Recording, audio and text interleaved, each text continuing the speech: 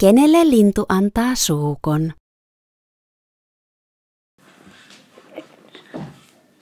Lintu antaa suukon, lintu antaa suukon. Se antaa oravalle suukon. Kenelle se antaa? No oravalle antaa. Äiti oravalle. Kenelle se antaa? Äiti oravalle antaa. Sitten käy isi oravalle. Tai siis oikeastaan isi oravalle. Tuossa on sen napa ja tuossa on sen maha. Tuossa on sen käsi ja tuossa on sen toinen käsi. Missä sen pää on? Tukka vielä. Missä sen pää on? Siipat. Tuossa on sen pää. No. Ja tuossa on sen siima. Tuossa on sen suu. Teepä tähän sen suu. Onks toisen suu?